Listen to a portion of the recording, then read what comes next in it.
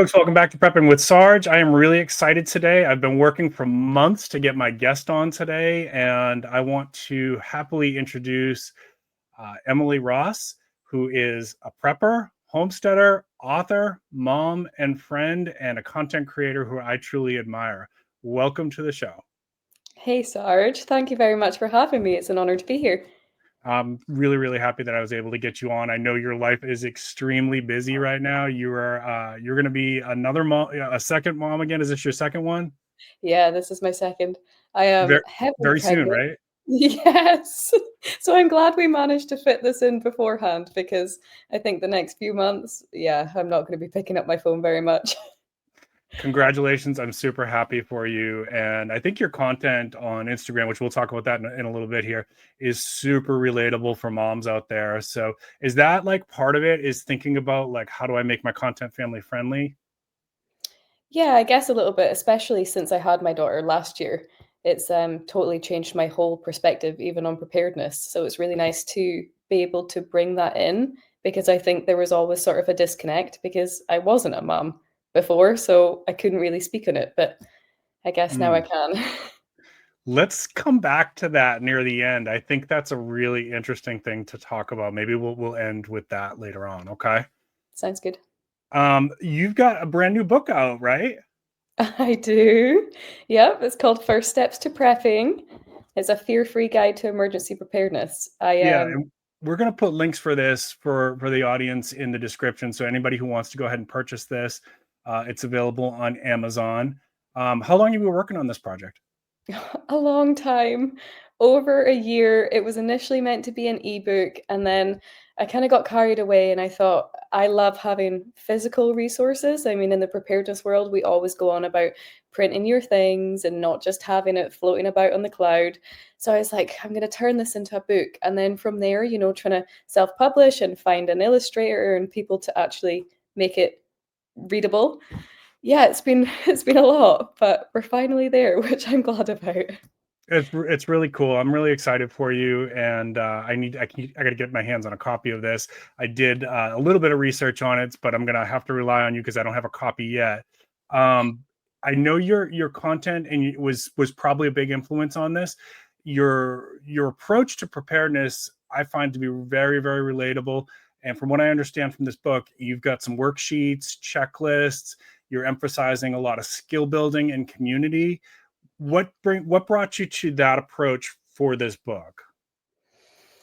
I think for me, it's just the conversations that I've had with people through social media for the past maybe 4 years or 5 years. I don't actually know how long I've been on it now.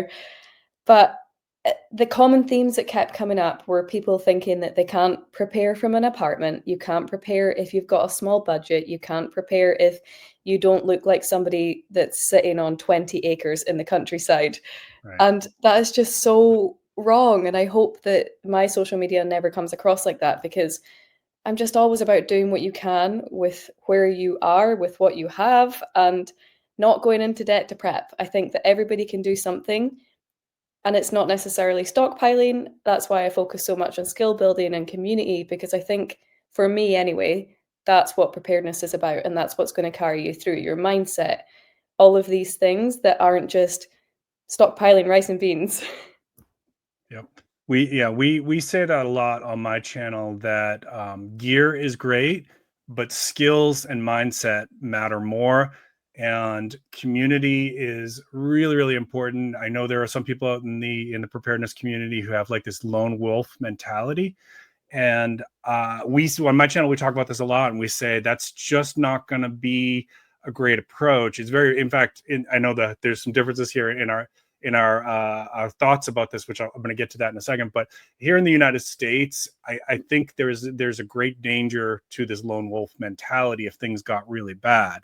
Yeah. Now, if you're like just dealing with storms and stuff like that, sure, you're probably going to be okay. But it certainly does, even in those situations, it helps to have a community of people that you can rely on, because we all have had situations where, I'm a prepper, I've been a prepper my whole life, but there's been times where we've had hurricanes and I'm like, oh, I think I got all my bases covered. And then something happens and I'm like, I don't have this and I needed this, right? A Yep. good example for me was when we had the pandemic, and all of a sudden, like, everybody started mandating masks. I didn't really have any, medical face masks. I had a couple for my first aid kits, but certainly not a lot of them. So that was like one of those things, like you never know what you don't know until it happens. And if you have a community, everybody can kind of fill in those holes for each other, right? Yeah, absolutely. I think the lone wolf mindset can just be so extreme as well. And I can see their point of view in a lot of cases, but if are we allowed to swear on this? Sure. Are Go for it. you gonna beat me out? I was just gonna say, if shit hit the fan, Yeah. like really badly, Yeah. one person can't stay awake 24/7. No, One they can't. person isn't a doctor and a mechanic and everything else. If you break your leg, who's gonna help you? Who's gonna carry you? This is where we need our community and our connections. Yeah. You're 100% right. And I think some of it comes from here in the United States, we've got like a cowboy culture, and there's this glamorization of complete independence, right? And a lot of like apocalyptic movies that are made in the United States have like this last man standing kind of vibe to it, right? And I think that's where some of that comes from. But in reality, I don't think it works well. I think that even those people, who might think like I'm just going to hide by myself in the woods, your mental health would deteriorate really, really fast if you don't have anybody to talk to. Yeah, exactly. um, so tell me a little bit about the fear-free approach. What were you going for with that vibe for the book and your Instagram? Again, I just feel like I want to make it accessible because I think when people stumble into preparedness, a lot of the time there is this really big overwhelm, and I can remember it myself. You feel completely overwhelmed. You feel like you're already 10 years behind. You think that stuff is going to happen really soon and that you're not going to be able to catch up, and you don't know where to start or what to do. And then that leads to bad decision making in your purchases. And I just wanted to give people a resource that keeps it as simple as possible. And I mean, it's an okay sized book, but I feel like I could have gone double or triple the size, but I just didn't want to overwhelm people. I wanted to keep it basic, keep it on what's most likely to happen to you and your own family and your own situation. Let's keep it dialed in rather than just going straight to doomsday.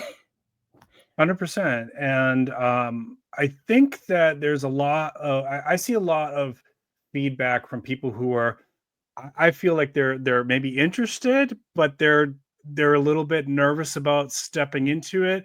And there's a lot of things that can cause resistance for a person to start to get prepared. Financial, I think, is one, because I think like you hit on there, we have this. I think people have this thing where they feel like they have to catch up, especially if big stuff is going on in the news, right? Like, oh my gosh, I don't have a $500 water filter. I don't have gas masks. I don't have body armor. I don't have a bunker, right? Like I don't have a bunker either, and I have no intention of ever getting a bunker. But then I think that also becomes a stigma Yeah. for the community. And sometimes the resistance is, well, you all are paranoid, right? That preppers are just live their life in fear.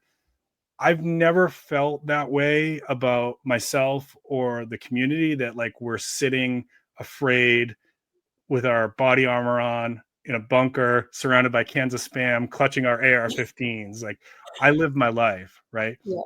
Do I pay attention to the news? Definitely. But I also go to concerts, I go to the movies, I go to sporting events, and I'm going to continue to live my life, whether or not something is going on. I may be a little bit more smart about it. I might be paying more attention to the exits in a crowded situation. I might be more on the edges of a crowd, that kind of thing. But I don't ever feel paranoid or afraid. In fact, I feel like prepping and learning skills like homesteading and gardening and foraging and things like that help to ease anxiety. If anything, it's not the opposite. In a way, it eases anxiety. But do you feel the same way about that? Do you see that resistance sometimes?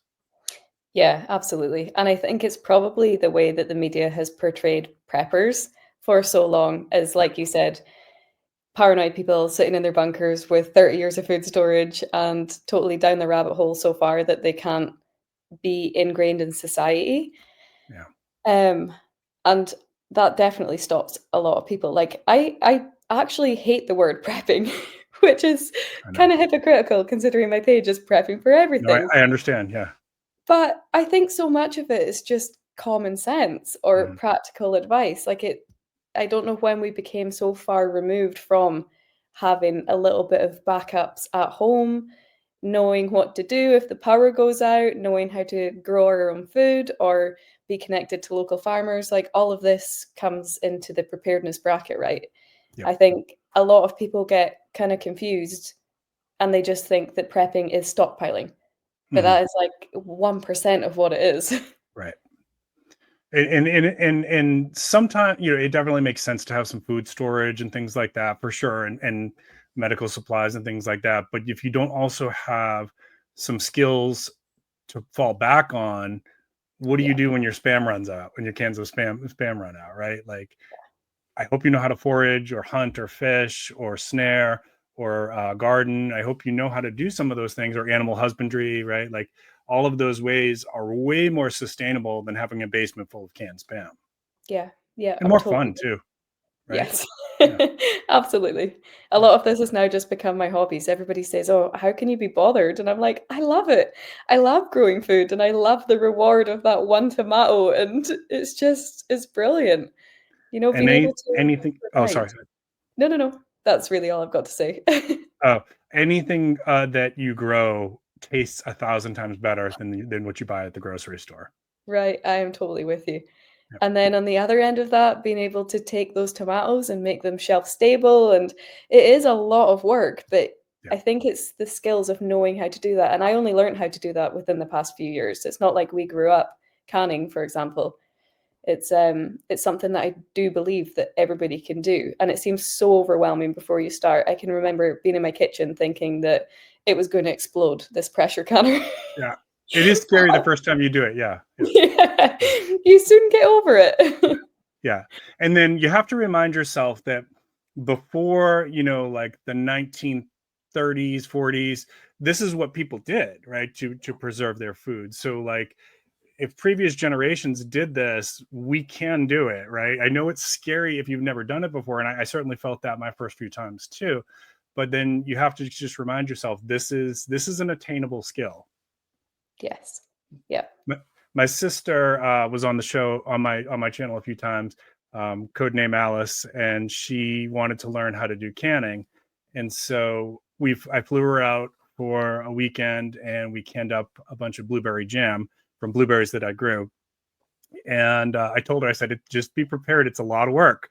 It's going to be an all day thing, and she was like, okay, all right, and I think she liked it, and I sent her home with some, but I don't know if she really believed me that, like, this is, if you're going to do that, we can't, you know, do this and do other things. You have to kind of stay focused. You put some music on in the background or something like that, or a podcast, but you kind of have to stay. If you're doing canning, you have to stay with it.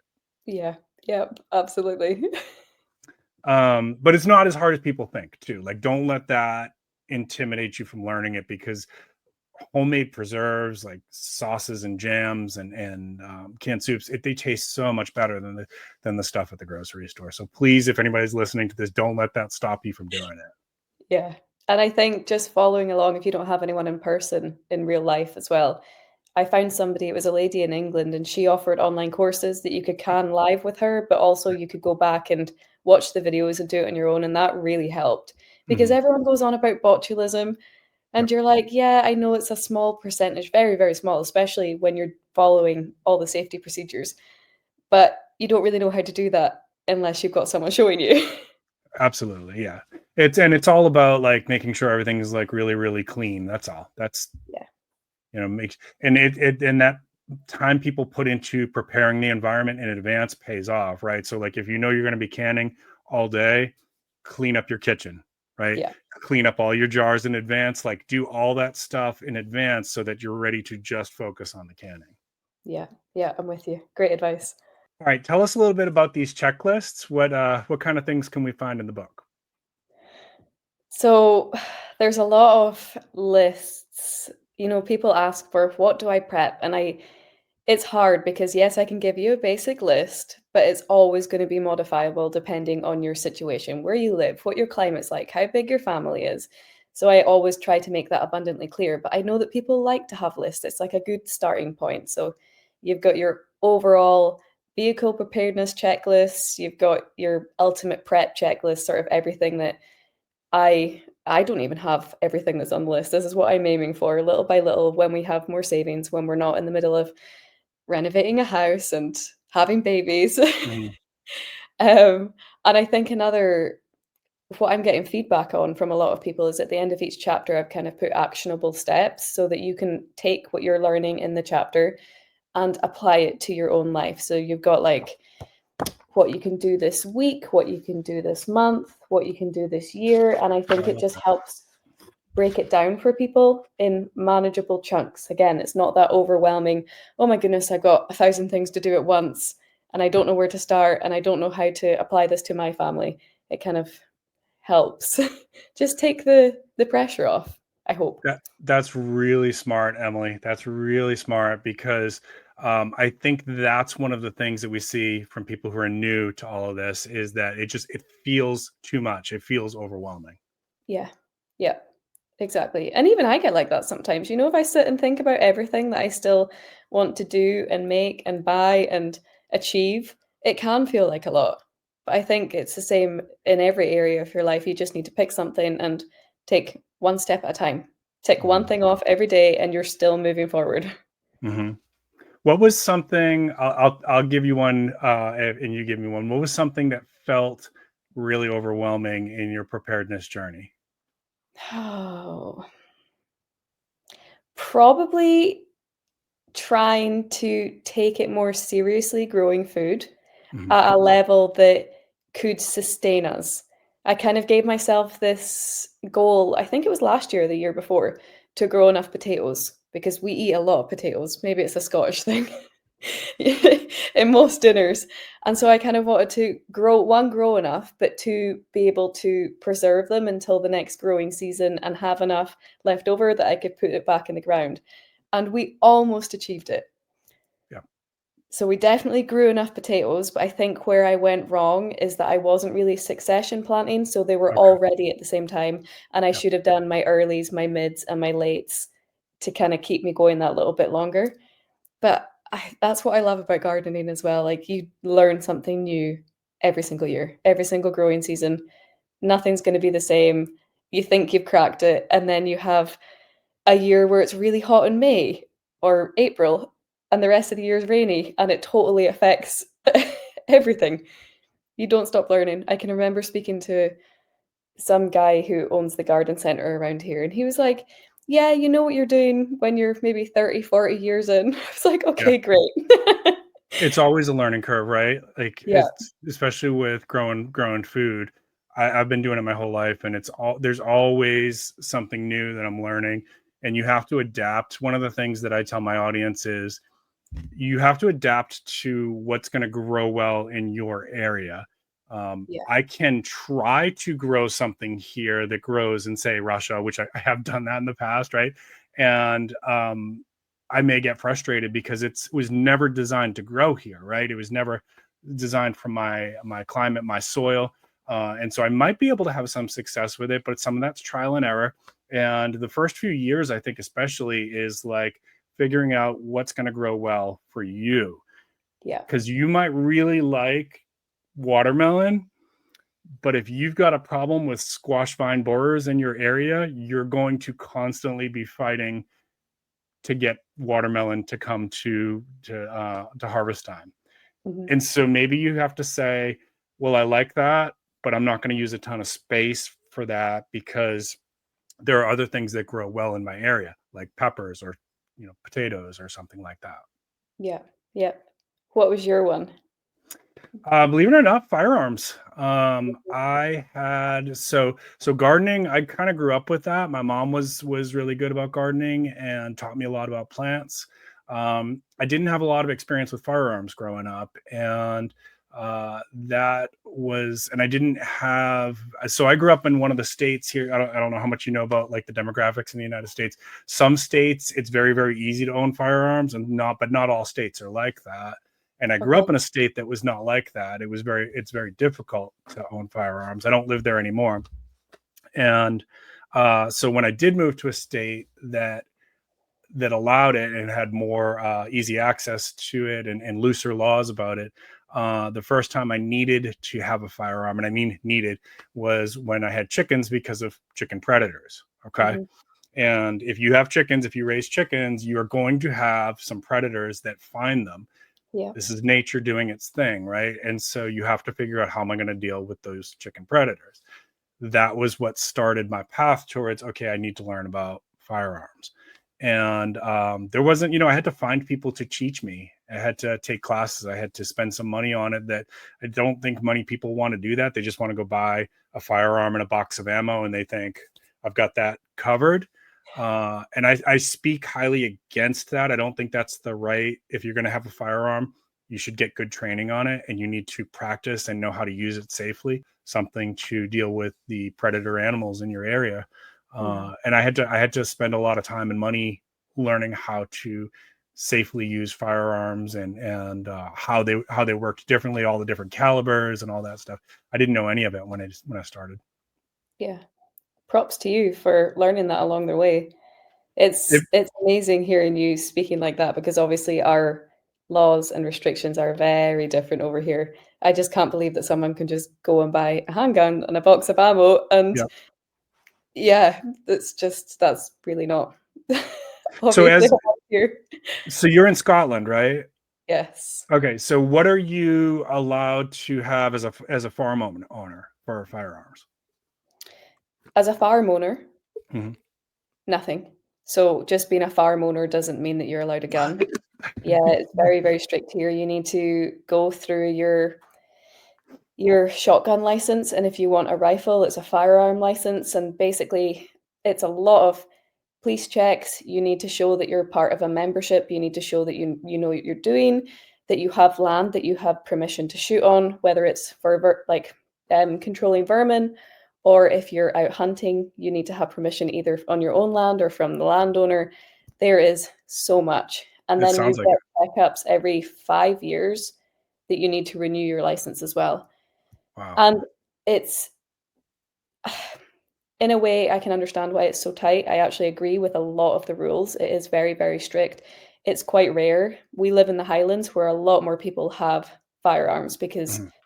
a lot more people are into hunting. It's not that common, obviously in the cities and everywhere else.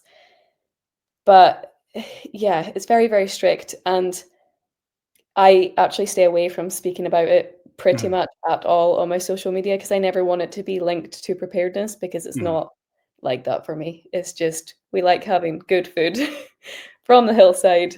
Mhm. And yeah, Well, I thank think, thank you for answering my question about that. That was actually one of the things I was going to ask you. I do think that's one of those differences between the culture of preparedness and homesteading in the United States versus other countries. yeah, So you mentioned before about your content's not just for homesteaders. How this is something I think that I've heard as well with sometimes with my audience is, well, I can't grow food because I've got an apartment. What are your thoughts on that? Like, how would you scale that to somebody who has is working with a smaller space? I think there's always ways that you can do things. It depends as well if you've got a balcony that opens up so many more opportunities. I can remember connecting with people on, I think it was Instagram a few years ago, and they even collect water from their balcony. They've got this whole system set up, and it's just incredible what you can do with a small space when you put your mind to it. And even if you don't have outside space, most people have windowsills. You can set up your lights inside for growing. You can find an allotment. That's a big thing over here. If you don't have your own space, you can hire a space. You can go to community gardens. I think there's always something that people can do. And even if you're not in the position for any of that, I think reading books or watching YouTubes on Mhm. how to do that, if you were to have access to that, Mhm. puts you so far ahead.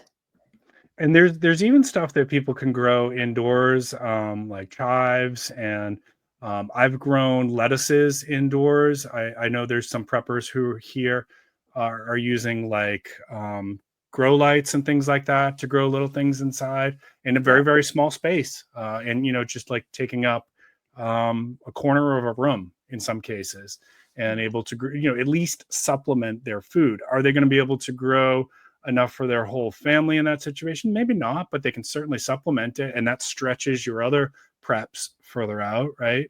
Yeah, Um, absolutely. have you messed around with sprouting at all, like eating like sprouts? No, I haven't, and I see that Rain does that quite a lot. Oh, I forget her Instagram handle now. She used to be Zompok Mum. Okay, yep, I know who you're Um, talking about. yeah, and I've seen it on hers, and I keep thinking I need to get onto that because it's just packed with nutrients, isn't it? It's packed with nutrients, and you don't need grow lights. You don't even need sunlight. You could do this in a Okay. basement. Wow. And if you get the kit, it's really easy to learn too. It's another one of those things is like, don't be intimidated because you've never done this before. It's super easy. You get the kit, and you can either use like little, they're like kind of like canvas or hemp bags, or you can use jars with these special lids that you can buy. Like, so the same canning jars that you could Okay. use for sprouting. You just have to get the sprouting lids, and you put them in. You add a little bit of water, and then drain it out. Add a little bit of water, and then every day you check it. You add a little bit of water. Within 5 days, you've got a harvest, and it's quite a bit actually. So it's like one of the most sustainable, low space, easy to do sources for a high level of nutrients of fresh food.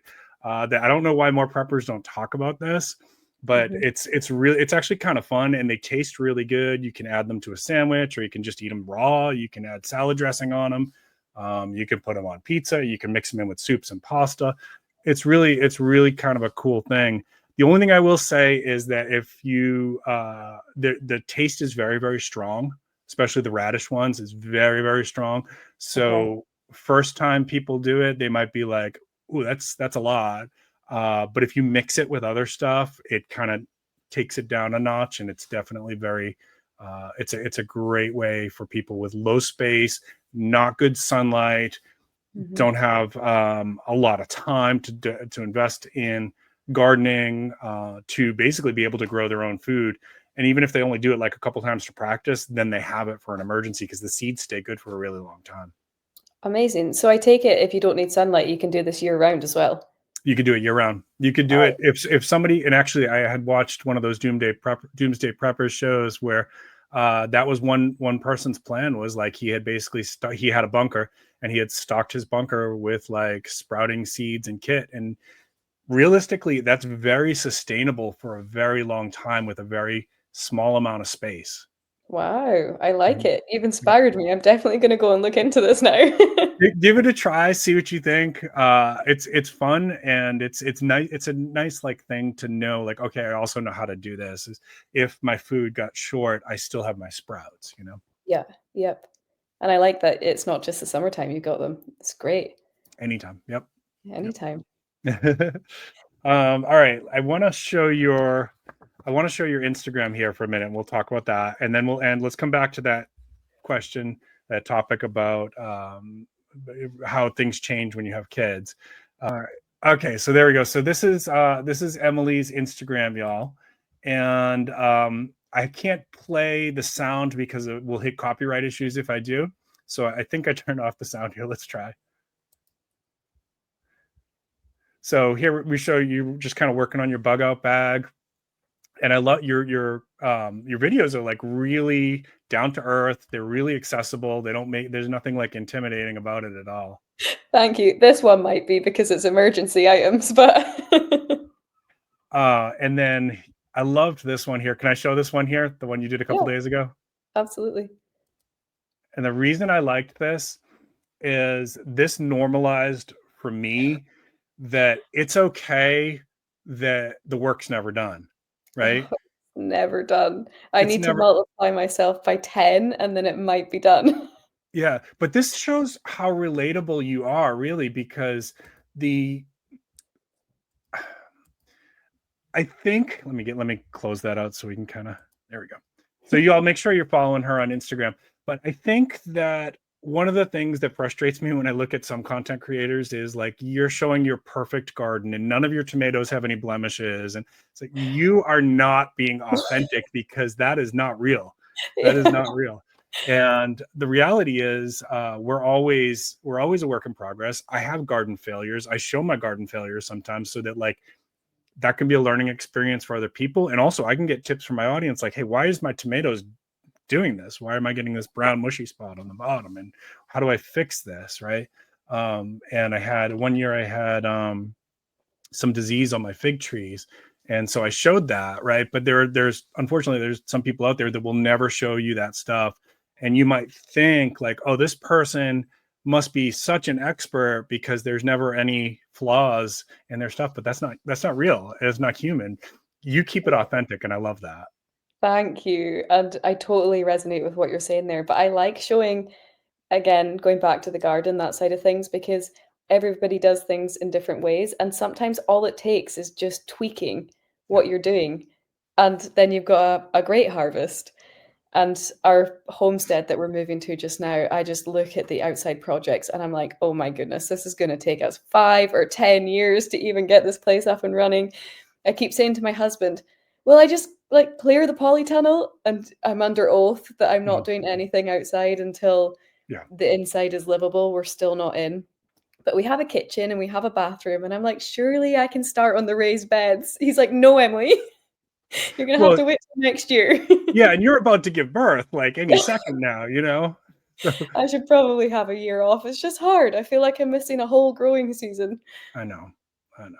That does happen too. I had one year where I got sick and then the heat came so fast and I pretty much like missed my growing season. Mhm. Yeah. It just makes you a little bit itchy. Yeah, it doesn't feel good. Yeah. But I love that you keep your content really authentic and approachable. So I would really, if anybody's from my audience is watching this, if you're on Instagram, please go ahead and check out her page and give her a follow. And I also have links to her YouTube page. I'll put that in the description as well. So make sure you check out her YouTube page. Emily says we were talking backstage before we went live that it's mostly short form content right now, right? Yeah. Yep. I would love to do more long form videos, but I think that's probably a few years down the line when I don't have two under two. You don't have what?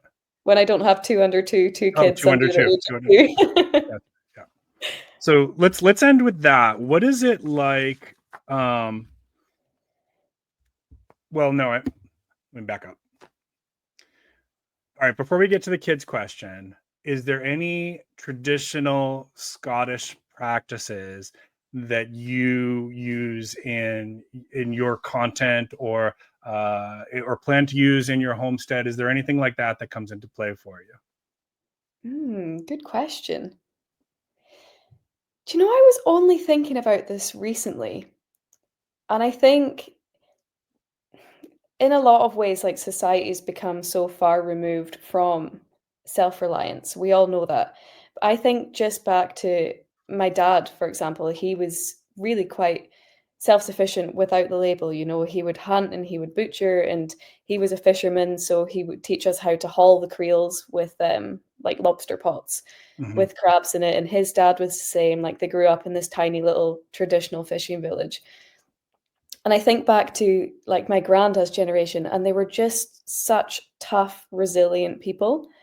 And I think as a whole, most of the Scottish Highlands were. We had to be. We had harsh weather, and a lot of people were in poverty, and you had to know what you were doing and grow food in the summer and stock up in winter. And I can still remember my granny talking about how they had no electricity in the house. It's single glazed, obviously, it was freezing. The toilet was outside. Everybody would sleep in the living room because it was the only warm room around the fire.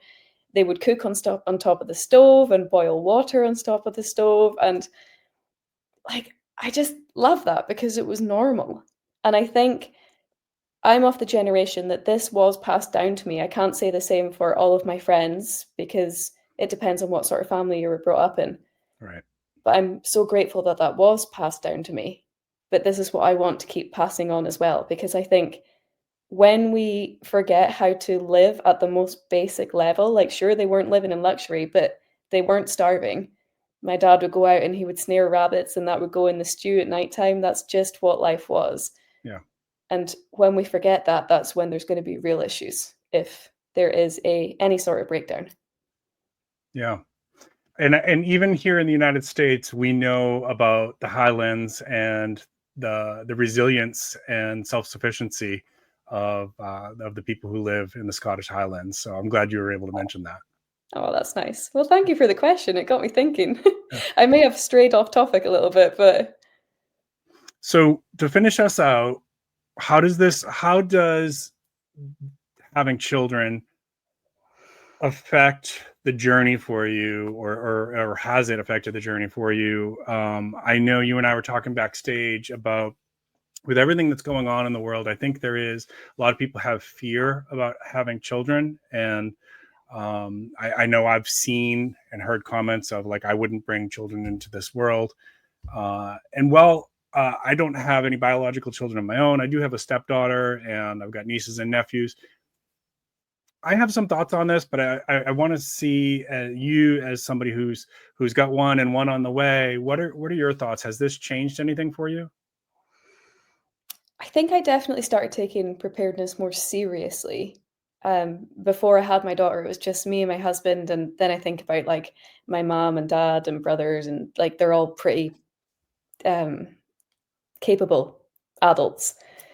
And I didn't worry as much. Not that I necessarily worry now, but it made me reevaluate. And now there's going to be two little people depending completely on me. It's serious. It's not just a hobby anymore. Mm, It's something that I want to make sure that they're going to be okay for as long as I breathe, no matter what's going on. This is the sort of life that we're trying to create, you know, that we have systems in place that if the grid went down, it's still going to be okay. If there were supply chain failures, it's still going to be okay, and just sort of mitigate any of that fallout. Not so much that I'm thinking about all day, every day. I'm obsessed. I'm anxious. Like we mentioned earlier, I think preparedness brings me a lot of peace because I feel like you're doing something. Um, but yeah, just of late, I've had a lot of people similar to what you were just saying, wondering is it irresponsible to bring children into the world? And I don't think so. I think that's a lot of fear mongering and a lot of programming. And I think if you're really feeling like that, then maybe turn off the news. yeah. It's going to make you feel anxious and it's going to make you feel like you're completely out of control. But when you focus on your family and on what's right in front of you, everything seems a lot lighter. And I think about that question and I think back to, like I just mentioned, my granny or people who went through the world wars and even further before that. And they would laugh at that. Like, look at the luxury we're sitting in now. We Right. have running clean water from our taps. We have electricity and central heating. We have fridges full of food. I thought I was going to say that the wrong way around. Yep. And medical care, and like we're living like kings and queens and we take it for granted every single day. I think we don't realize the world that we really are bringing kids into because it's it's so comfortable compared to any other point in history. You nailed it.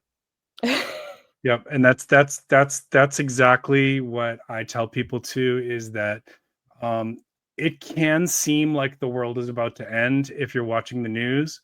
Yeah. There are certainly threats, like the nuclear threat is huge, right? Like, I'm not trying to downplay that, but in terms of humanity's history, this is the easiest we've ever had it, right? It's just the medical advances and access to hospitals and, like you said, fresh water. That's still, unfortunately, people who don't have fresh water, that is still the biggest killer in the world. That is the thing that kills more people than anything else.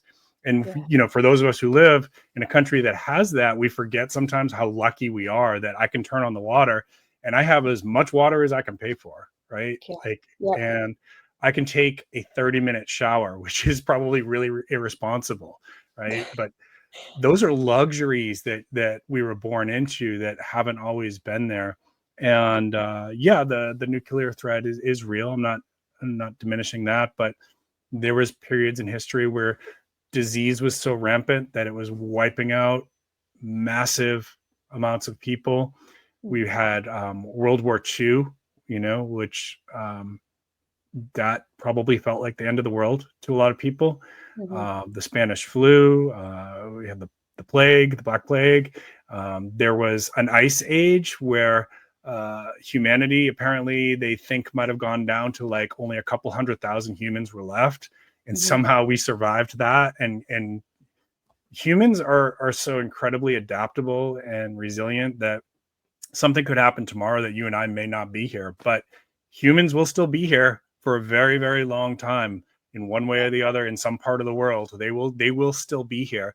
And unless we get down to zero, population zero, or they say like 50,000 is, if you get under 50,000, that would be like that humanity could, unfortunately, the gene pool could collapse. That's a really low number. So we've got what, like, I think 8 billion or something like that people on the planet. To imagine that somehow we go down to 50,000 people it's not likely to happen in our lifetime. That's for sure.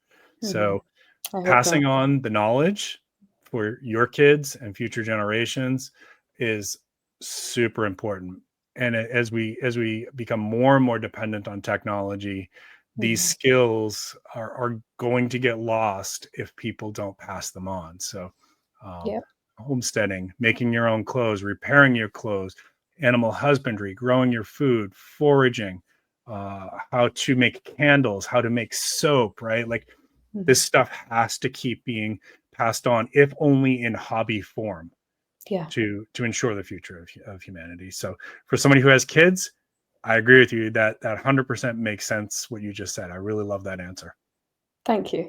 I think, and I don't question people for questioning that, because I think it's so easy to think that way in today's age. Like, we open TikTok and we're looking at somebody getting bombed, and then you're looking at someone doing their hair, and then you're looking at a submarine that self-imploded, and then it's just so much to take in, and we were never designed to live like this. It's too much for our brains, and it doesn't take away what's happening in other places in the world, but we can't fix it all.